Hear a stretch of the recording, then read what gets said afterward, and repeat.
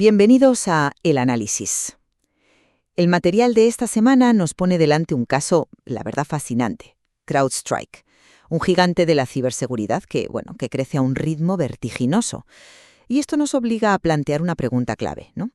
Si todos esos atributos tan impresionantes que tiene la compañía, su tecnología, los efectos de red, su modelo de negocio, si todo eso constituye una ventaja competitiva real, duradera, un foso defensivo, a pesar de que sus números, si los miras con lupa, pues no cumplen los criterios más estrictos de la inversión en valor. Yo voy a defender que estamos viendo cómo se construye un foso tecnológico de primer nivel y que sus finanzas actuales son simplemente el coste necesario para dominar el futuro. Y yo por mi parte sostendré que las historias y las narrativas son muy inspiradoras, pero los números son la cruda realidad. Una ventaja competitiva que no se traduce en beneficios sólidos, en una rentabilidad consistente y en eficiencia de capital es, en el mejor de los casos, una promesa, no es un hecho. Y voy a argumentar que sin esa prueba financiera, ese supuesto foso es bastante más frágil de lo que parece, y los riesgos, sinceramente, son demasiado altos. A ver, para mí, la clave para entender CrowdStrike no está en la última línea de la cuenta de resultados, sino en lo que la hace especial. Estamos hablando de un modelo de negocio SaaS, de software como servicio, que es una máquina de generar ingresos recurrentes. Ya han superado los 3.400 millones de dólares anuales, con un crecimiento del 34% en el último año fiscal. O sea, eso es espectacular. Su plataforma Falcon, que es nativa en la nube y usa inteligencia artificial, es la joya de la corona. Una vez que una empresa entra en su ecosistema, salir es tremendamente complicado. Y caro. Es como intentar mudarte de casa después de haber construido todos tus muebles a medida para que encajen perfectamente en cada rincón, ¿sabes? Se puede, pero es tan disruptivo que sus más de 23.000 clientes prefieren quedarse. Y aquí es donde viene la magia.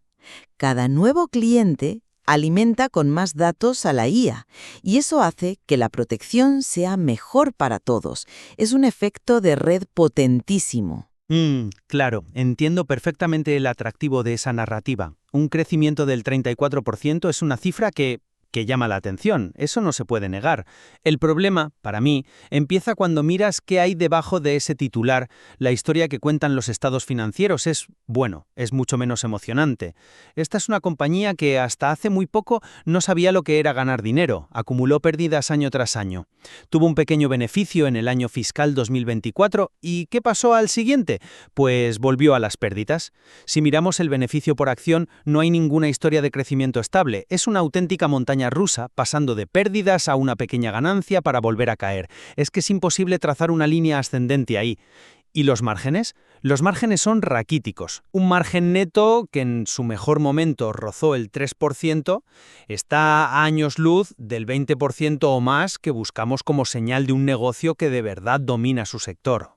Ya, pero ahí está justo el centro de nuestra discrepancia.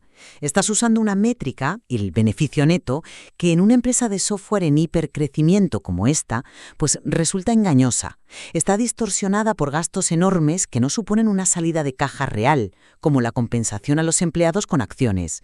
Si queremos ver la salud real del negocio, la capacidad de generar dinero contante y sonante, tenemos que mirar el flujo de caja libre. Y ahí la historia es radicalmente distinta. Fíjate, en el mismo año que apenas ganó 89 millones de beneficio neto, generó 854 millones de dólares en flujo de caja libre. Casi 10 veces más. Ese es el dinero real que queda en la empresa después de operar e invertir. Esa es la prueba de que el motor económico funciona, y además a toda máquina. Lo siento, pero ese argumento no me convence en absoluto. Y te explico por qué. Ese flujo de caja libre tan robusto que mencionas está inflado precisamente por esa compensación en acciones que decides pasar por alto. Es cierto, no es una salida de efectivo directa, pero tiene un coste muy real y muy tangible para el inversor, la dilución. Cada nueva acción que la empresa emite para pagar a sus ingenieros y a sus directivos hace que tu porción del pastel, como accionista, sea un poco más pequeña. Es un coste diferido, pero es un coste al fin y al cabo. Y si queremos una radiografía completa de la historia de la empresa, hay una cifra que es demoledora. El déficit acumulado en las ganancias retenidas es de casi 1.100 millones de dólares. ¿Y qué significa esto? Que si sumamos todos los beneficios y todas las pérdidas de su historia, la empresa ha quemado más valor del que ha generado en términos contables. Yo creo que eso nos lleva al corazón del asunto. Estás aplicando una métrica del pasado a un foso que se está construyendo para el futuro, porque el foso de CrowdStrike no es y nunca ha pretendido ser en esta etapa un foso contable. Es puramente tecnológico y estratégico. Se basa en tener la mejor plataforma, en esos efectos de red que he mencionado y en los altísimos costes de cambio para sus clientes. Están sacrificando deliberadamente el beneficio neto a corto plazo para conseguir algo mucho más valioso, un dominio de mercado casi absoluto a largo plazo. Cuando decidan reducir la inversión en crecimiento, la rentabilidad que va a aflorar será abrumadora. Es una estrategia de conquista, no de optimización de beneficios trimestrales. Tu argumento es potente, sí. Pero, ¿has considerado la naturaleza del terreno donde están construyendo ese foso? Un foso tecnológico en un sector tan dinámico y brutalmente competitivo como la ciberseguridad es, por definición, menos duradero. Esto no es como tener la patente de un refresco, ¿sabes? La necesidad de una innovación constante que se refleja en ese gasto salvaje del 25% de los ingresos en I+D es la prueba. Compiten contra monstruos como Palo Alto Networks y contra rivales que son increíblemente ágiles como SentinelOne, que pueden lanzar una nueva tecnología y cambiar las reglas del juego.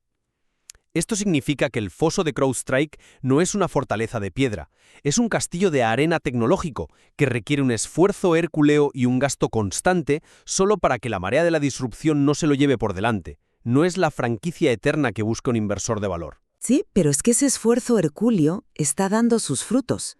Y además lo hacen de una forma muy inteligente. El modelo de negocio es ligero en activos fijos. Sus oficinas y equipos apenas representan el 9% de sus activos. Y sí, el gasto de capital, el famoso CAPEX, es elevado si lo comparas con el beneficio neto actual. ¿Pero en qué lo están invirtiendo? En construir su propia infraestructura, sus propios centros de datos. ¿Y por qué? Para sostener el crecimiento y, lo que es más importante, para proteger a largo plazo esos márgenes brutos del 75% que ambos hemos reconocido que son excepcionales. No es un gasto de mantenimiento para que no se los lleve la marea. Es una inversión estratégica para construir un rompeolas. Están reforzando el foso. La necesidad de reinversión para mantener su dominio y crecer.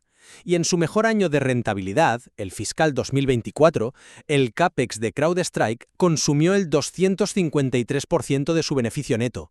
253%. El ideal para una empresa con un foso sólido sería que esa cifra estuviera por debajo del 25%. Este dato es una bandera roja del tamaño de un estadio. Nos dice que la intensidad de capital en relación con las ganancias que genera es altísima.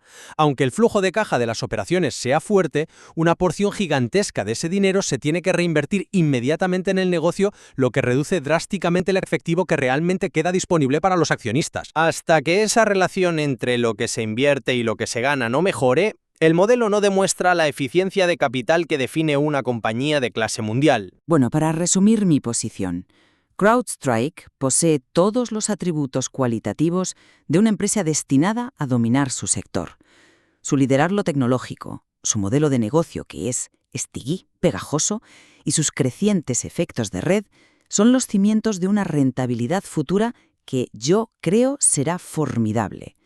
Las métricas financieras que hoy parecen débiles no son una señal de enfermedad, sino la consecuencia lógica y deliberada de una inversión agresiva para asegurarse el mercado del mañana.